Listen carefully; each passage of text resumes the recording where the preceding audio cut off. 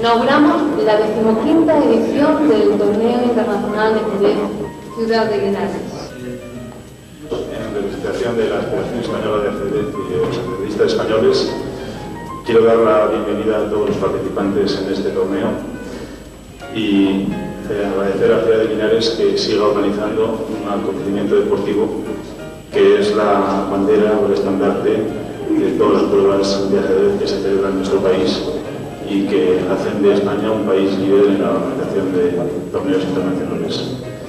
Quiero desear suerte a todos los participantes.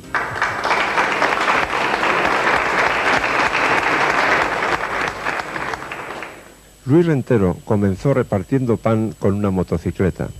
Hoy es multimillonario, pero su fama no se debe a eso, sino a ser el artífice del Torneo de Linares, el más importante del mundo y aquel donde la combatividad y el espíritu de lucha son mucho mayores que en otros torneos de élite.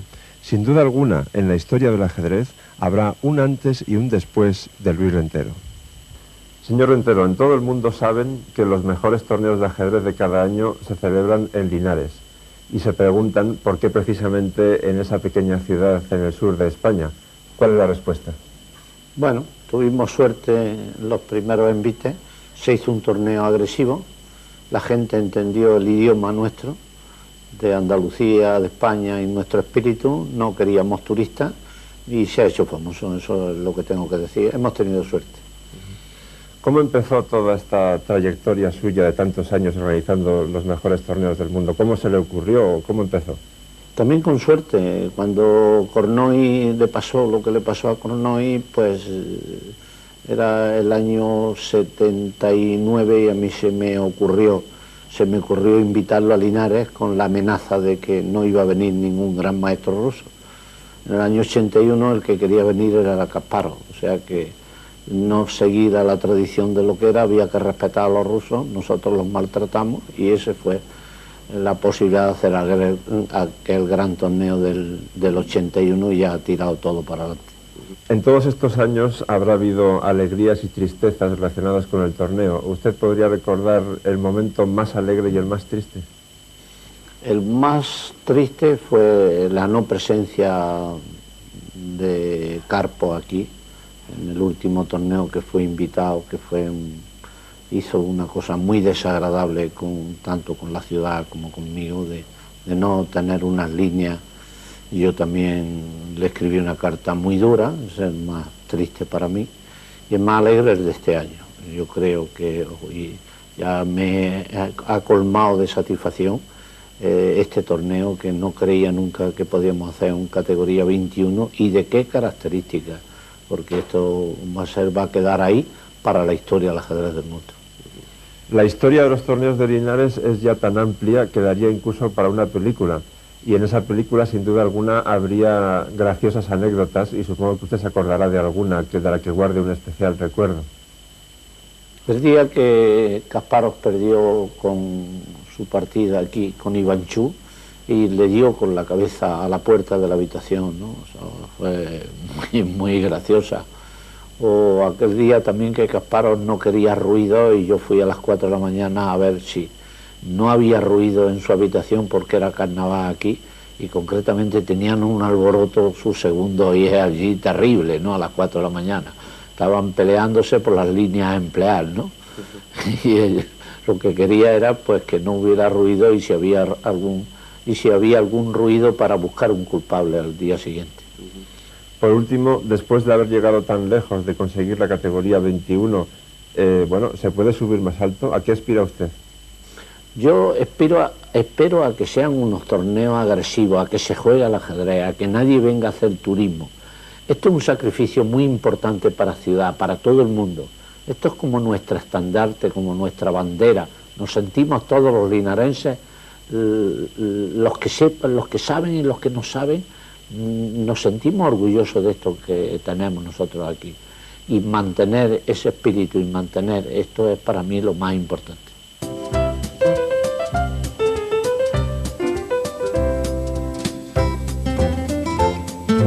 Mi intuición, mi olfato ajedrecístico, me dicen que mi posición es ganadora, pero no encuentro cómo ganarla. Esa es una de las mayores tensiones que puede sentir un ajedrecista durante una partida. Causa una sensación de gran impotencia. Es como cuando soñamos que alguien nos persigue y queremos correr, pero físicamente no podemos. La solución suele consistir en dejar que la adrenalina por un lado y la imaginación por el otro trabajen libremente. Este es un curioso final de reyes y peones. A primera vista parece que las negras tienen ventaja por este peón pasado de E4.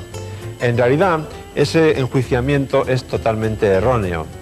Vamos a preguntarnos si sirve de algo que las blancas tengan una cuña tan avanzada en H6, a solamente 2 pasos de la coronación en H8. Evidentemente, si las blancas tuvieran a este peón en lugar de en G3 en E3, esa cuña no serviría de nada. No habría forma de romper la cadena de peones negros y el rey blanco no podría penetrar hasta aquí porque su colega negro se lo impediría. Sin embargo, la realidad es que el peón está en G3 y aquí sí hay una diferencia concreta, porque ese peón puede romper la cadena de peones negros con G4 y precisamente ahí está la solución. El objetivo es abrir una vía para el peón de H6 a cualquier precio, a toda costa. Seguiría F por G4, insistimos con F5, como se amenaza tomar no hay más remedio que capturar también en F5, seguimos adelante con G6, hay que jugar H por G6 o abandonar y entonces H7, misión cumplida. Cuando su intuición, su olfato ajedrecístico le digan que su posición es ganadora, lo que debe hacer es clavar los codos en la mesa y buscar la solución con denuedo. Es muy probable que la encuentre.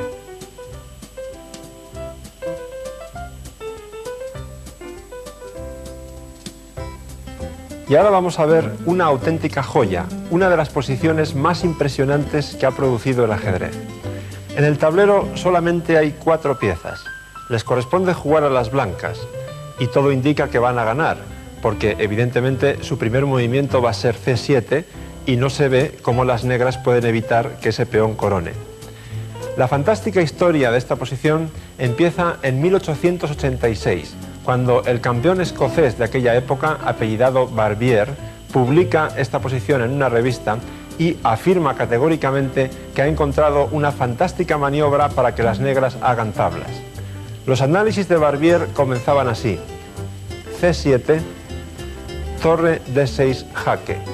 Y ahora las blancas tienen que tener muchísimo cuidado al elegir dónde ponen su rey, porque, por ejemplo, rey C5 no sería bueno por torre D1 y ahora, si las blancas coronan, torre jaque, ganando la dama y la partida.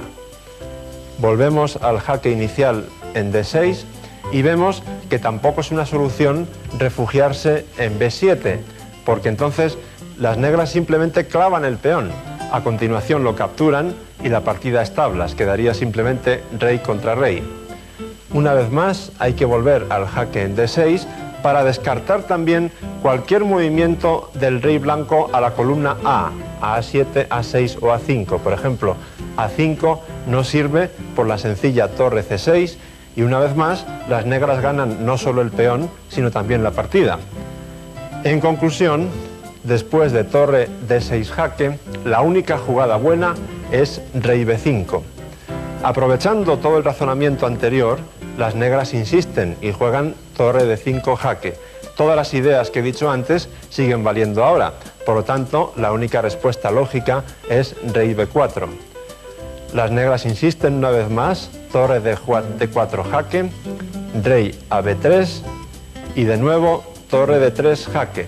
Recuerden que no nos podemos ir a la columna C, al menos hacia arriba, porque entonces torre D1 con la idea de dar jaque en C1.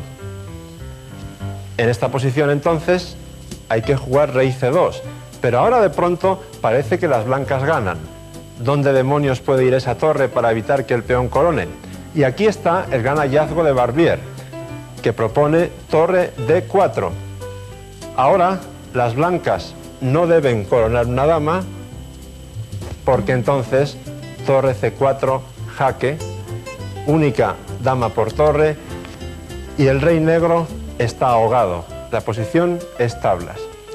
Este fue el gran hallazgo de Barbier. Y además no se ve qué otra cosa pueden hacer las blancas después de la fantástica jugada torre de 4. Porque si amenazan la torre con el rey C3, volveríamos nuevamente al famoso tema torre de 1 con la idea de torre C1 jaque. Así quedó la cosa, hasta que un monje español llamado Fernando Saavedra, unos años más tarde, publicó unos análisis que incluían una jugada aún más fantástica que la de Barbier, que garantiza la jugada de las blancas. En esta posición, las blancas no coronan una dama, sino que convierten su peón en una torre. Aunque parezca increíble, esta jugada es ganadora. ¿Por qué? Porque se amenaza torre A8 y mate. Solamente se podría cubrir con la torre y torre por A4 sería mate. Las negras todavía tienen una defensa, que es torre A4, para evitar el jaque en A8. Pero entonces el golpe final de las blancas es rey B3, no menos formidable. Por una parte, el rey amenaza la torre de A4 y además se amenaza el mate con la torre en C1. No hay respuesta posible. Es realmente una auténtica joya. Yo no encuentro más palabras para definirla, pero si tuviera puesto un sombrero, me lo quitaría con mucho gusto en honor de Fernando Saavedra.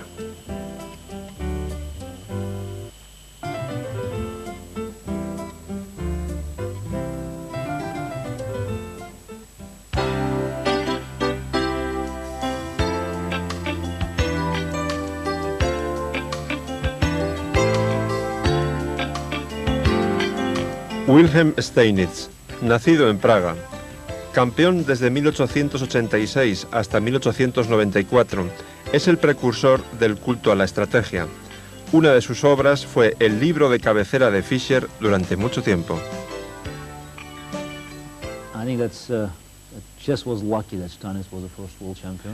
Creo que al ajedrez le hacía falta un Steinitz como primer campeón mundial.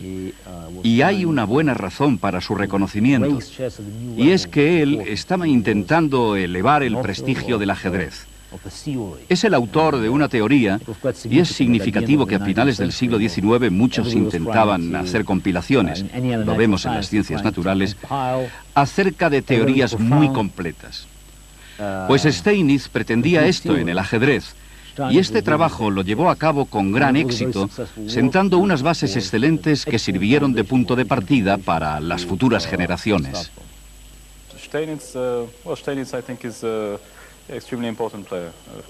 Steinitz es un jugador muy importante para la historia del ajedrez. Es difícil decir algo original sobre estos jugadores porque ya se ha dicho todo. Creo que Steinitz fue el que primero intentó explicar el ajedrez de una forma científica. Morphy fue un jugador más fuerte antes que él, y muy natural. Comprendió algunas cosas como que era más importante sacar todas las piezas en la apertura que otras consideraciones materiales, pero eso era todo. Steinitz intentaba desarrollar algunas teorías, y eso es algo muy importante. Steinitz, buena defensa, aunque también tiene buenas partidas por el ataque.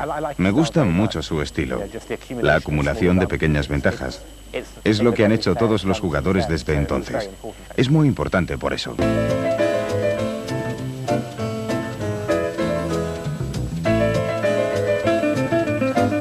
De los jugadores que son unos virtuosos de la estrategia, por ejemplo Anatoly Karpov, suele decirse que son capaces de ganar una partida porque controlan un cuarto de casilla. Evidentemente es una exageración, pero sí es cierto que los grandes genios de la estrategia como Karpov ganan a veces partidas de forma brillante y realmente muy precisa porque controlan una casilla clave. Vamos a ver una partida sobre este tema del torneo de San Sebastián de 1912. Se enfrentaban Tarras con las blancas y Teichmann y se llegó a esta posición. Bastante antes, las blancas habían tenido un centinela, un caballo como centinela en la casilla D4. En el momento oportuno lo cambiaron por el caballo negro que estaba en C6 y ahora tenemos un cambio de centinela. El rey ha ocupado la garita que antes correspondía al caballo. Al analizar la posición hay que tener sobre todo en cuenta dos factores. Primero, las negras tienen que tener mucho cuidado en que el rey blanco no penetre vía C5 y B6 en el flanco de dama, porque eso causaría estragos. En segundo lugar, también hay que tener cuidado en evitar el cambio de piezas masivo, porque cuantas menos piezas queden en el tablero, más facilidad tendrá el rey blanco para penetrar. Tengamos en cuenta que su colega negro está completamente arrinconado. Por lo tanto, las negras se limitaron a hacer jugadas de espera, como alfil D7. Ahora bien, el dominio de una casilla no gana la partida por sí mismo. Hay que abrir nuevos frentes de batalla, crear nuevas debilidades. Por eso Tarras jugó G4 para abrir diagonales o columnas en el flanco de rey. Como digo, las negras no pueden hacer mucho más que mantenerse a la expectativa. Alfil C8 y entonces Tarras continuó con H4. Ahora sí hay una amenaza concreta. Se amenaza G5 y las negras no podrían replicar H5 porque entonces después de G6 este peón quedaría tremendamente débil y en fin, tarde o temprano sería capturado. Por lo tanto, en esta posición las negras tienen que tomar alguna medida, por ejemplo G6, que es lo que hizo Teichmann. De esta manera a G5 se podría contestar con H5 y la formación de peones negros quedaría más o menos sólida. Entonces Tarras trajo la única pieza que aún no tenía desarrollada, la trajo a H1 porque ese va a ser el frente de batalla dentro de poco. Las negras tomaron medidas disponiéndose a defender lo que va a ser la ofensiva de las blancas por ahí. Tarras dobló las torres y Teichmann colocó la suya en H8. Y entonces ya la posición estaba madura para seguir con H5.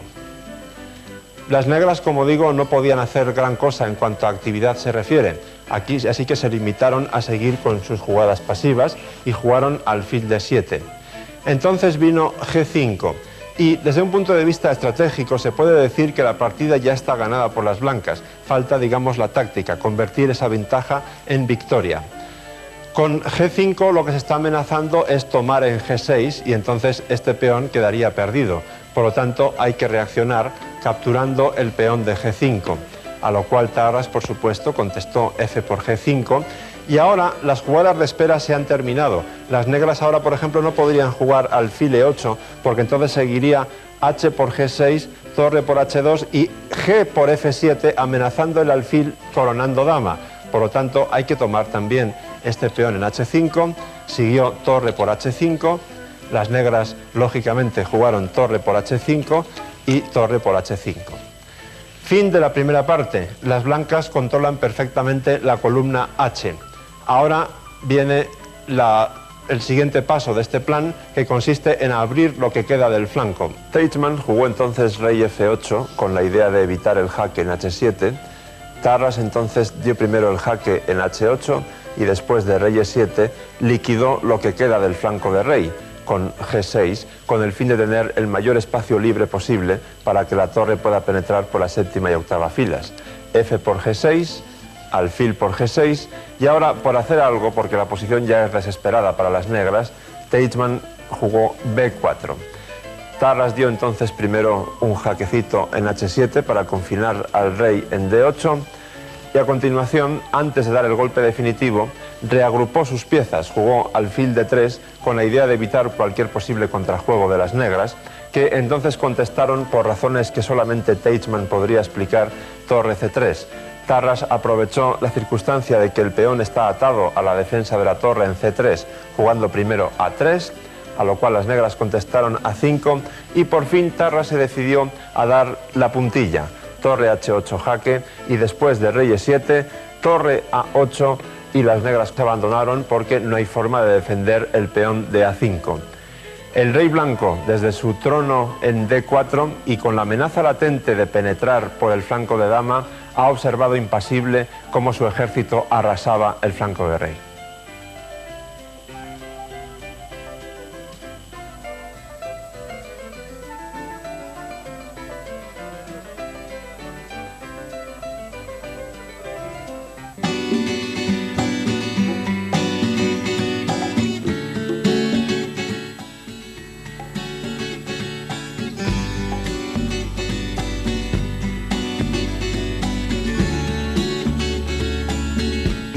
Estas piezas son de ónix o de ónice, como ustedes prefieran, y proceden de Latinoamérica.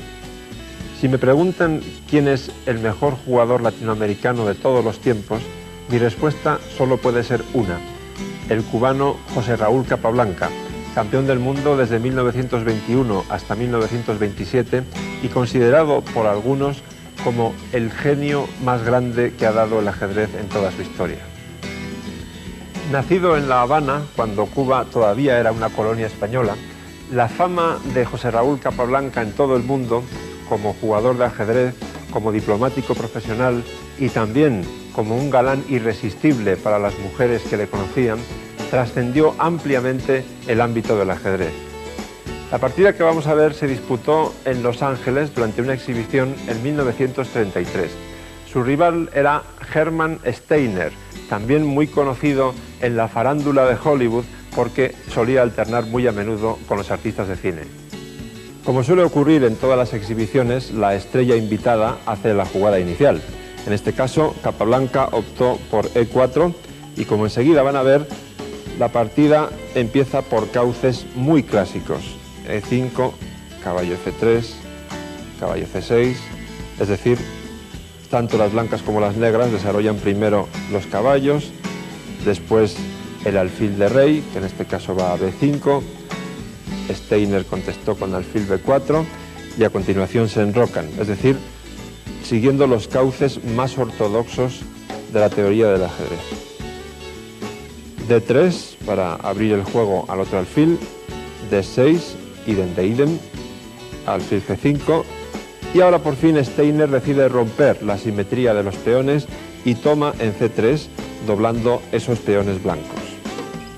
B por C3 y a continuación Steiner lleva su caballo a E7 con la clara idea de jugar C6 para apoyar el avance de 5 y formar un centro de peones bastante sólido. Capablanca, al ver que un eventual final con pocas piezas y muchos peones le sería desfavorable, porque tiene una debilidad en A2, los peones doblados en C3 y C2, lógicamente opta por el ataque.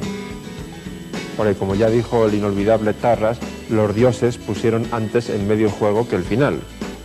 A caballo H4, Steiner jugó C6, como tenía previsto, y alfil C4. Ahora hay una decisión muy dudosa, yo diría que mala, de Steiner.